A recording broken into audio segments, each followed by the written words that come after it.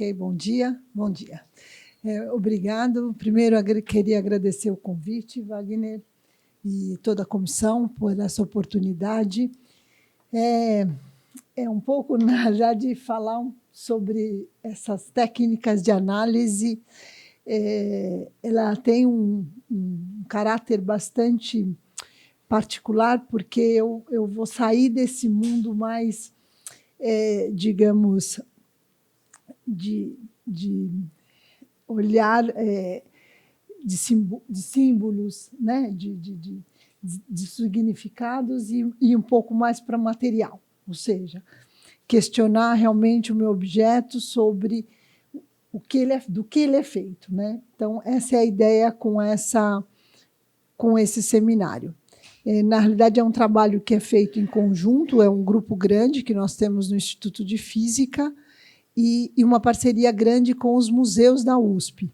Então, nós temos um núcleo de pesquisa que envolve o Instituto de Física, a Poli, que é um trabalho com o Neiva, em particular desse das moedas, mas que envolvem os museus da USP. Então, estudando os acervos e entendendo melhor os acervos. Então, eu vou tentar explorar com vocês um pouco as técnicas, em particular a técnica de fluorescência de raio-x, explicando-a e tentando ver as potencialidades dessa técnica e que ela pode nos trazer de informação. Na realidade, a grande motivação de estarmos trabalhando nessa área é realmente tentar ser um detetive, né? Ver algo que não está visível, ver o invisível. Então, na realidade, principalmente nos materiais ou nos objetos de arte do patrimônio, eles têm uma simbologia, que está o registro ali, mas tem algo que pode estar escondido. Então, esse seria a grande motivação desses trabalhos interdisciplinares, né? Então, encontrar talvez impressões digitais, né? Algumas informações que deem o registro, que deem mais informações sobre esse objeto do patrimônio. Tá certo? Com essas informações, eu posso auxiliar em vários aspectos, né? Principalmente tentar auxiliar o processo de conservação, porque também, se eu conheço muito bem o meu material, eu posso pensar em como conservá-lo. E posso também, em alguns momentos, identificando os materiais presentes naquele objeto, seguir algumas rotas que ele possa ter feito, né? Então, realmente, um rubi, identificando as características de um rubi, eu posso ver a procedência desse rubi e vincular essa procedência àquele objeto que tem rubi. Então, na realidade, eu não conheço muito bem a procedência daquela estatueta, mas o rubi que está junto com a estatueta pode ter sua procedência identificada. Então, isso ajudar, talvez, principalmente em parte de rotas de comércio. E, em algumas situações, também processos de produção, de como aquele material foi produzido e quais materiais estão ali envolvidos. E em várias perguntas e em várias situações também o falso e verdadeiro, né? Para algumas pinturas, por exemplo, falso ou verdadeiro transformam o objeto em alguns valores diferentes, né? Então, essa é a ideia, né? Ou seja, essas metodologias físicas e químicas têm essa motivação. Então, na realidade, se extrapolarmos, digamos, para o caso de uma moeda, podemos fazer um interrogatório, né? Como você foi manufaturada? Né? Quem fez a cunhagem? Onde foi feita essa cunhagem? Né? Quando foi feita? De que material? Teve mistura? É um material puro? Não é um material puro? Houve variação desse material durante o processo de cunhagem? O que aconteceu com essa moeda durante os anos, né? Ou seja, ela estava enterrada, ela estava guardada, ela sofreu um processo de degradação, ela teve um acúmulo na sua superfície de algum outro material. Então, realmente quando nós olhamos a A moeda seria essa ideia, né? Interrogá-lo o máximo possível. E a arqueometria, a princípio, tem esse olhar de fazer esse questionamento. Então, a ideia é usar as ciências aplicadas, né? Essa arqueometria, na realidade, ela é uma junção, né, de várias, digamos, métodos analíticos, né? Então, métodos analíticos. Métodos analíticos, olhando os bens culturais, olhando os fatores ambientais, para tentar fazer procedência, autenticidade e entender melhor esse objeto. Então, a arqueometria faz este questionamento com técnicas, né, com métodos analíticos. Claro que eu gosto de enfatizar isso, que não pode ser só isso também. Ou seja, o arqueólogo, o historiador, o crítico de arte, ou seja, todas as pessoas devem estar envolvidas nesse trabalho, né, os conservadores, ou seja, é uma junção de vários olhares que vão realmente conseguir responder questões sobre aquele objeto. Então, as características e as propriedades das moedas, muitas vezes, elas já estão ali visíveis, né? No sentido, ela tem uma forma fixa, ela tem uma iconografia, ela tem um certo, ou seja, ela é um metal, uma liga, ela tem um certo valor, né? Seja um valor facial, seja um valor nominal, isso está lá. São as características e propriedades dessa moeda. Mas o que mais eu posso tirar? O que está, digamos, invisível nessas moedas que eu posso olhar? Eu posso pegar moedas, né, pesos, e olhar, sei lá, uma produção de 1980, tem um certo diâmetro, um certo peso, um certo valor. No ano de 1984, ela tem, digamos, mudou um pouquinho o seu diâmetro, mudou um pouquinho o seu peso e, aparentemente, mudou o seu material, né? A coloração está um pouquinho diferente. O que isso significa? Quer dizer, o que eu tenho por trás disso? Então, na verdade, quando eu olho isso, eu posso olhar um espectro.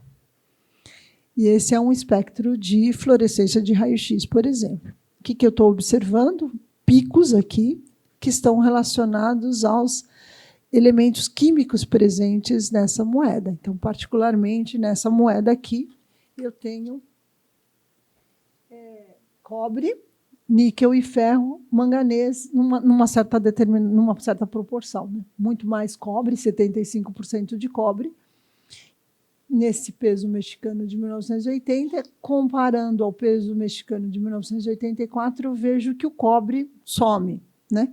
Então, uma outra liga, onde o ferro agora predomina com 82%, uma liga ferro-cromo-manganês. Então, quer dizer, além das características visuais, eu tenho características intrínsecas que estão vinculadas à liga dessa, né? As características dessa moeda. Bom, como que nós podemos realmente analisar essas moedas, né? Eu posso separar em duas grandes categorias, que são as análises destrutivas e não destrutivas. Claro que quando a gente olha os destrutivos, e que foram os primeiros testes de análise de moedas, são esses dois aqui, né? Esse daqui. Acho que não é muito agradável tirar um pedacinho da moeda, né? Ou fazer um furinho, é um furinho, e analisar o material. Então, realmente, essas técnicas destrutivas, elas incomodam muito, e realmente eu ouvi uma grande, digamos, não agrado, né, para realizar esse tipo de análise. Então, o que se inibiu muito, digamos, as análises dos materiais, principalmente objetos de patrimônio. Com o surgimento de técnicas não invasivas, não destrutivas, então, por exemplo, eu poder analisar uma moeda e devolver, né? A Ângela me emprestar uma moeda, eu analisar lá no Museu Paulista e devolver a moeda intacta, ou analisar uma pintura e devolver a pintura intacta, isso é muito agradável. Então, realmente, isso houve, né, com os anos, uma tendência realmente para as análises não destrutivas e uma maior colaboração entre, digamos, o pessoal da física, da química, com o pessoal dos acervos, né, dos museus. Então, hoje em dia, procura-se fazer análises não destrutivas para caracterizar esses objetos. E aí a caracterização, né, de objetos do patrimônio, que envolvem realmente um amplo conjunto de objetos, eu acho que devem seguir algumas etapas, né? Principalmente a parte visual. Então, fazer imagens, no caso de pinturas multiespectrais, ou mesmo em moedas, né? Fazer macro imagens, ou uma lupa, ou uma microscopia, para poder ter todo esse registro, né? Hoje nós estávamos na palestra anterior falando dessa necessidade desse dado, né? Hoje em dia é muito importante. Eu estou gerando informações, principalmente, né? Eu estou tendo a possibilidade de estudar esse objeto, estou gerando um conjunto de informações e é importante eu disponibilizar essas informações. Isso é uma coisa que nós já estamos até discutindo dentro do grupo, que são como disponibilizar essas informações e como fazer isso, porque nós estamos gerando muitas informações com essas técnicas analíticas, né? Então, gerar, através de análises visuais, um conjunto, um registro. Depois podemos olhar a parte estrutural desse objeto. Então, no caso das moedas também, né? Tanto em macro como em micro escala. Então, fazer uma microscopia de MEV, né? Com EDS, né? O Scanning Electron Microscope, ou microanálises com fluorescência de raio-x ou com indução de raio-x por partículas, que é o PIX, né? Micropix e microfluorescência de raio-x. Ou macroescalas, fazendo uma radiografia mesmo desse objeto, né? Uma tomografia, em algumas situações também é importante. Então, análise estrutural. E depois viria a parte da composição, né? da descrição, da caracterização química, que aí existem várias técnicas, né? A mais conhecida, talvez, é a ativação neutrônica. A ativação neutrônica tem grandes vantagens. Uma delas é você conseguir medir elementos minoritários ou traços. Tá certo? Tem uma eficiência muito grande para medidas de elementos traços, então, elementos de baixíssimas concentrações, mas, em algumas situações, eu preciso amostrar, ou seja, eu preciso coletar um pedacinho do material e mandar para o reator nuclear. Então, existe uma situação talvez não muito agradável, em algumas situações, não, eu ativo e faço análise por ativação neutrônica. Um outro inconveniente seria, principalmente a parte metálica, que seria ativar esse material e esperar ele decair depois, né? Porque eu vou ativá-lo e vou ter que deixar ele em quarentena ali algum tempo para ter todo aquele decaimento do material que foi excitado.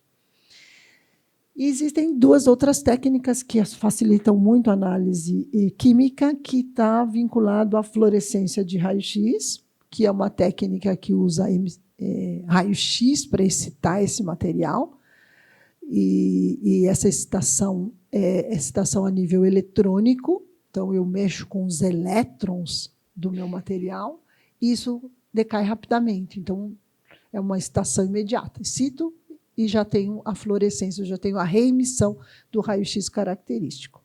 E por emissão induzida por partícula, por PIX, usando um acelerador de partículas. Então, ambas técnicas, XRF e PIX, são técnicas bastante interessantes, no sentido que eu estou apenas estimulando a reemissão de raio-x característico daquele material.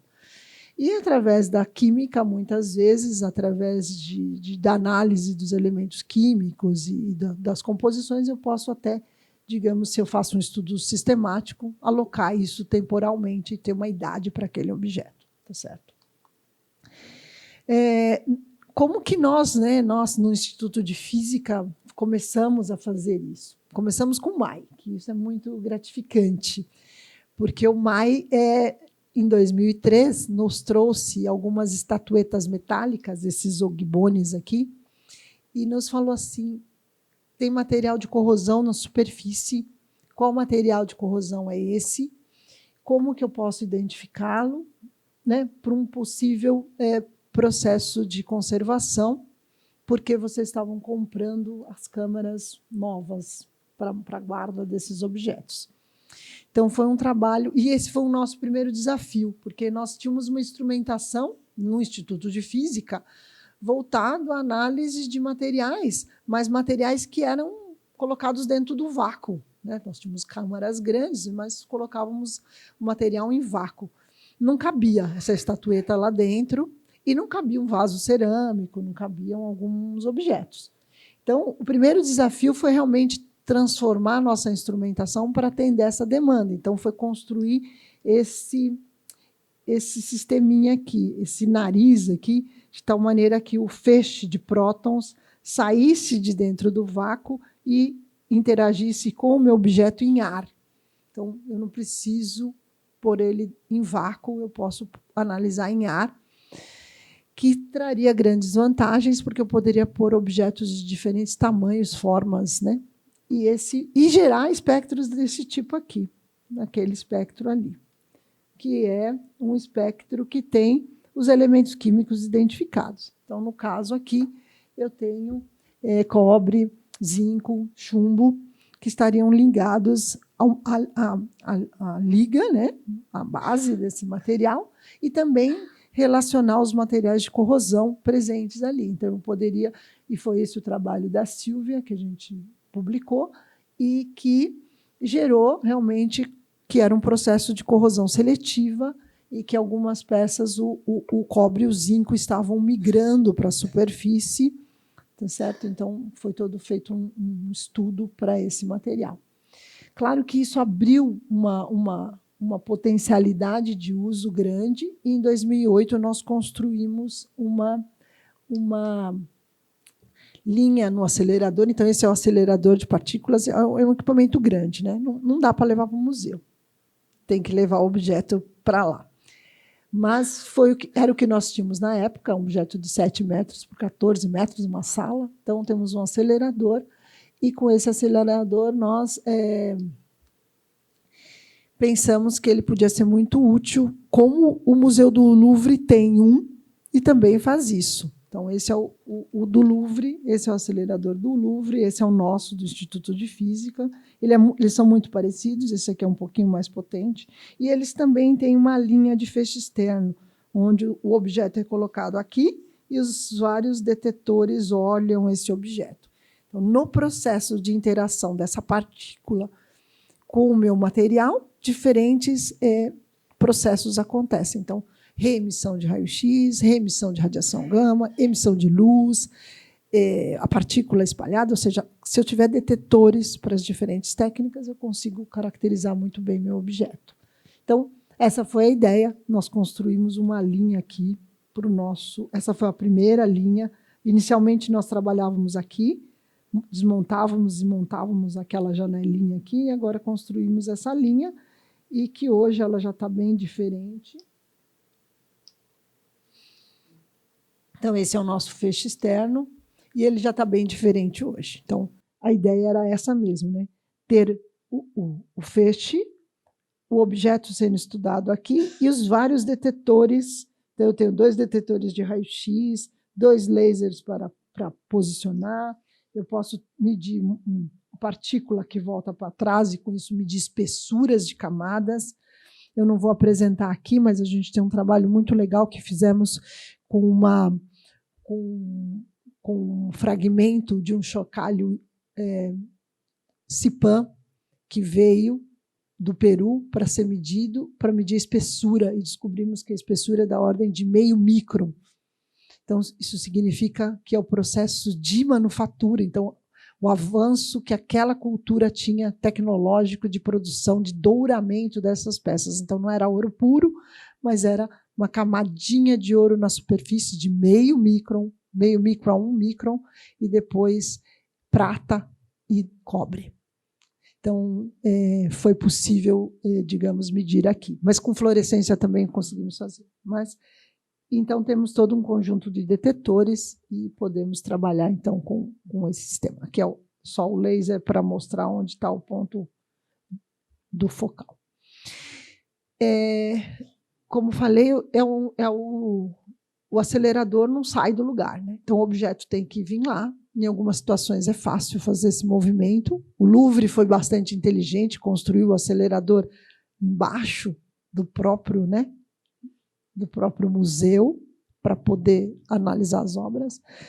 Aqui nós temos o Instituto de Física. Então, várias obras são analisadas lá, mas a ideia seria realmente, então, vamos montar uma instrumentação portátil que vá para o museu. Então, esse sistema de fluorescência de raio-x portátil, esse é do professor Apoloni, tem vários modelos. O professor Neiva, esse é um dos que nós usamos lá no Museu Paulista para as moedas.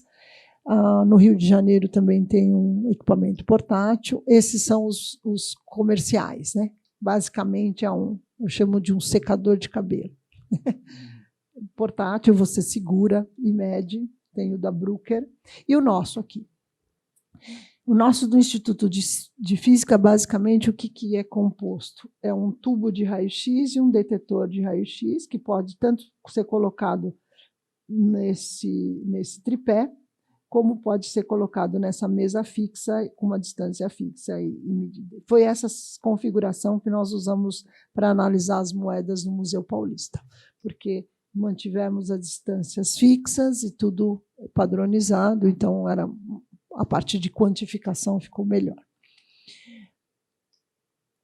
Basicamente, o que é essa análise? Tá certo? Então, seja ou um próton, né, ou uma partícula vindo, ou um raio-x, ele arranca um elétron da camada interna, fica essa vacância, esse buraco, o elétron da camada superior vem, preenche essa vacância, nesse momento emite raio-x característico. Então, cada elemento químico tem esse raio-x emitido característico. Então, se eu tenho um material que tem cobre, vai emitir cobre. Se tem ferro, tem ferro. Então, eu tenho uma tabela, eu faço a medida desse raio-x, e esse raio-x é característico do meu material. E não tem dúvida. Se tem, é porque tem. E é proporcional, a quantidade de raio-x que eu meço é proporcional à concentração naquele material.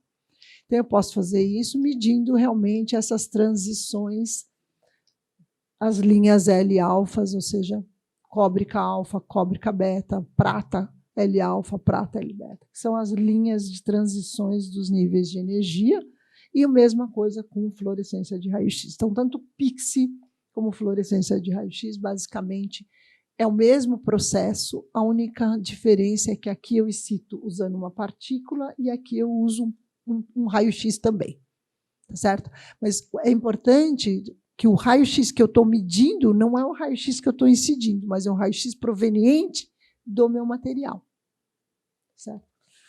Então, podemos medir diferentes materiais. Isso daqui são os ornamentos dos primeiros imperadores, né? Do imperador Dom Pedro I e da dona Leopoldina, que foram analisados lá no LANF.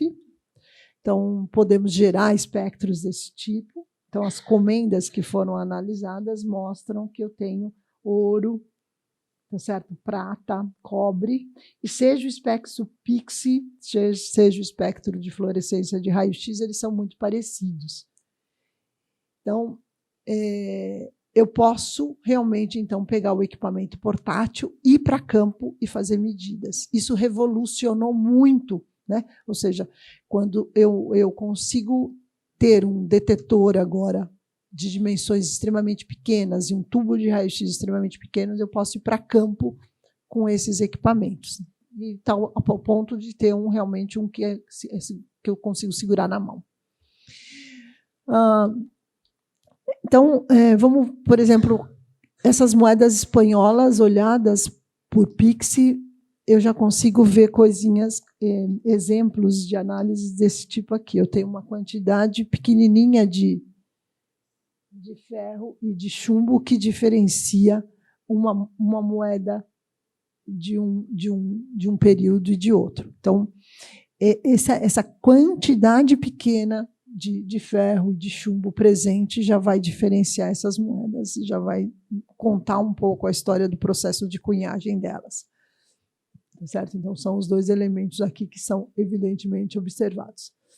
Em moedas brasileiras, né, aqui é um exemplo, eu fiz alguns testes, é nítido, por exemplo, quando eu pego uma moeda de 1924, que é essa daqui de cima, né, e uma moeda de 1871, que eu tenho lá prata e cobre e níquel, e percebo nitidamente que a prata está na moeda de 1924 e não na moeda de 1871. Então, realmente, e aí quando eu começo a olhar, e esses gráficos aqui me mostram isso, né, as quantidades dos elementos, né, então, concentrações em função do elemento, eu começo a perceber que a prata não estava presente em todas as moedas nesse período, de 1830 a 1890 e 1900, e só algumas, uma específica moeda tinha prata. Né? Depois, lá para frente, em 1900, começam a aparecer moedas de prata de novo, e aí troca, né? Onde eu tenho cobre, substitui por prata, e assim por diante. Então, eu posso fazer esse diagnóstico, digamos, de variações e de processos de cunhagem desse período, por exemplo. Né? Então, aqui vai até 2013, podemos olhar que tem ferro, né? Um período ali que o cobre foi substituído por moedas, né? Moedas de cobre foram substituídas por moedas de ferro, porque aqui tem o ferro, que é bem o buraco do cobre aqui, entendeu? Então, realmente contando que essas moedas tiveram uma troca, né? Uma grande quantidade de ferro.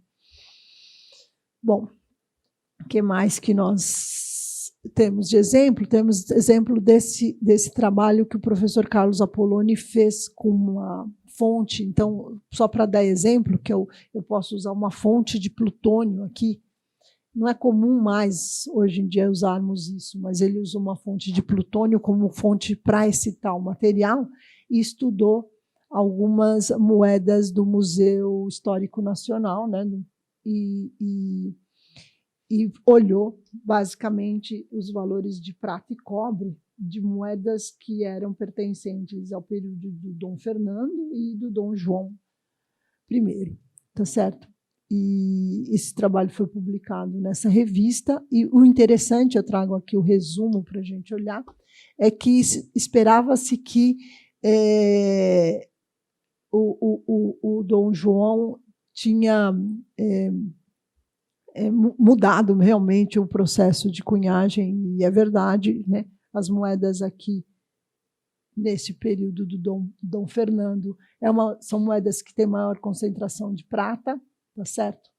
Da ordem de 80% de prata e 15% de cobre, e durante o reinado do Dom João, ele substitui e muda para totalmente as moedas de cobre. Então, isso é um tipo de resultado, né? E você forma você forma exatamente as correlações, né? Ou seja, esse conjunto de moedas estão bem diferentes ou bem separados desse conjunto. Então, de novo, quando temos várias moedas ou vários dados, podemos começar a trabalhar estatisticamente esses dados, tá certo?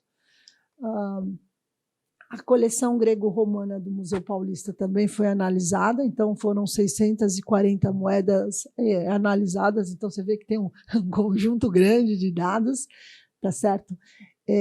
O objetivo, né, na época, era realmente um propósito de conservação e um melhor conhecimento, digamos, dessa coleção, né? Foi uma coleção que foi iniciada em 1910, e nós concentramos os estudos nas moedas de prata e nas moedas de bronze, tá certo? E foram utilizadas 3 técnicas não destrutivas. O objetivo era fazer análises não destrutivas. Então, teve toda uma análise visual, com estereomicroscópio, depois essas moedas também foram analisadas por microscopia eletrônica de varredura e por espectroscopia de fluorescência de raio-x lá no próprio museu. Isso foi interessante porque as moedas não saíram do museu. Então, nós levamos equipamento, e eram 640, então ficamos, sei lá, um mês medindo moedas lá, que foi muito interessante porque realmente pudemos processar vários dados. E foram usados tanto o equipamento da Poli como o nosso da física. Para a microscopia eletrônica de varredura, foi muito interessante a análise, né? Ou seja, para fazer, geralmente quando fazemos microscopia, precisamos fazer uma camada de ouro, né? Dourar a peça ou metalizá-la para fazer o contato, principalmente se esse material não é, digamos, de fácil contato para análise. Aqui, no caso, moeda, fantástico, tem um excelente contato, só realmente fixamos com essas presilhas para poder estabilizar no sistema. Né? Isso foi o trabalho que foi feito com a Ângela e principalmente o Neiva, lá no Museu de Zoologia, e foram possíveis visualizar, né, as superfícies. Aqui tem uma amostra, tá certo? Que é uma moeda mostrando 3 regiões analisadas ali. Né? Então, a região A, que é a região maior, né? Descrevendo a borda toda ali, algumas observações do processo de impressão, o recorte do ponto B, onde mostra essa fissura, tá certo? E o ponto C, onde tem esse desgaste aqui da moeda, tá certo? Então, com isso também aprendeu-se um pouco a olhar, né, a entender um pouco esses objetos por microscopia eletrônica de varredura. Com o sistema de fluorescência, então aqui está o sistema da física, nós estabelecemos uma certa distância e o tubo e o detetor. Para o Neiva também, para o sistema da Poli, fixamos uma certa distância e tivemos o cuidado de colocar tudo dentro de uma caixa de chumbo, os 2 sistemas. Por quê? Porque ficamos dias medindo, né? Tirava uma, punha a outra. Então, realmente foram muitas medidas e havia essa preocupação toda essa radiação produzida. Então, foi feito esses castelos de chumbo para analisar. Então, tinha um ponto focal muito pequeno para o sistema do Neiva e o nosso pegando um diâmetro um pouquinho maior. E os dados, então, podemos comparar, né? Quer dizer, como que os 2 sistemas também se conversam, né? Como que a capacidade... E os 2 se apresentam bastante compatíveis, né? Então, o W é o tipo de tubo, é um tubo de tungstênio usado, que é o emissor, e, no caso do nosso da física, é um emissor de prata. Tá certo? Então, os 2 realmente possuem mais ou menos as mesmas, digamos, concentrações medidas para as moedas, para as 3 moedas diferentes. Tá certo? Então, mostrando que a comparação dos dados é adequada, então eu posso realmente usar os 2 sistemas e fazer as medidas. E o que nós observamos? Então, de novo, com grande quantidade de dados, é possível fazer estatística. Então, um tipo de estatística que nós fazemos é esse PCA, que é uma estatística de componentes principais. E por separações de componentes principais, então, eu tenho um primeiro componente principal e o segundo componente principal, já é possível observar aqui, digamos, 4 grupos, né? Então, um grupo que juntou essas moedas aqui em amarelo, esses daqui, estas e essas, e aqui estão, digamos, quantas moedas pertencem a cada grupo. A maioria das moedas pertence a esse grupo aqui, que tem uma separação, ou seja, são separações bem distintas. Então, o grupo 1, por exemplo, é um grupo que tem 92% de prata. O grupo 2 é um grupo que já tem uma prata da ordem de 50%, 60%, e o grupo 3, 40%, e o grupo 4, 20%. Então, só pelas concentrações e as correlações já foi possível separar os grupos. E aí a gente pode olhar as idades também, ou seja, a maioria das moedas de prata pertence a um grupo 1, que estão nessa faixa aqui, tá certo? Temos moedas do grupo 2 e do grupo 3 que estão vinculadas nesse período aqui, e tem algumas moedas que são exceções, e temos as moedas do grupo 4 que separiam nessas idades. Tá certo? Que mais que nós fizemos? Podemos, nas moedas de bronze em particular, né, temos as concentrações, e de novo separamos em 4 grupos, né, que estão vinculados às concentrações de cobre. E, de novo, conforme vamos olhando os anos que essas moedas, percebemos como que variam as concentrações de cobre. Está vendo aqui?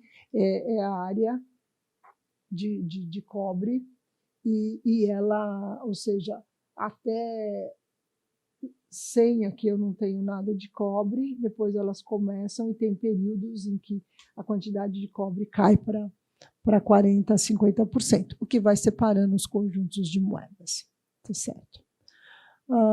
Bom, isso é o que a gente tem feito na numismática, é pouco, acho que a gente pode contribuir muito mais.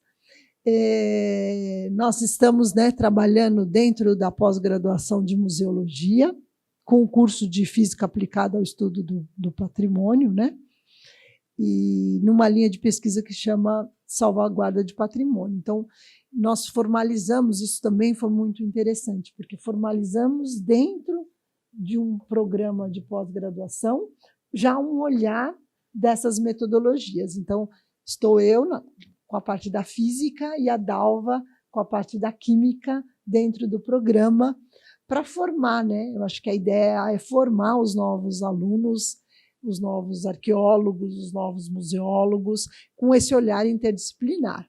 Porque acho que havia sempre esse receio, né? É física, é química, eu tenho que aprender isso, como que eu faço isso? E a ideia, na realidade, é fazer esse diálogo. Eu acho que, tendo essas disciplinas, vendo as potencialidades das técnicas, essa geração nova vai saber perguntar. Ou seja, assim, fazer perguntas mais específicas, né? As perguntas existem, eles sabem perguntar, claro, todo mundo sabe, mas vão saber, talvez, direcionar mais a pergunta e poder entender, talvez, e direcionando a pergunta, qual técnica vai melhor responder. Então, essa é a ideia. Então, obrigado, realmente, obrigado a toda a plateia, ao Wagner e todos os colaboradores desse trabalho.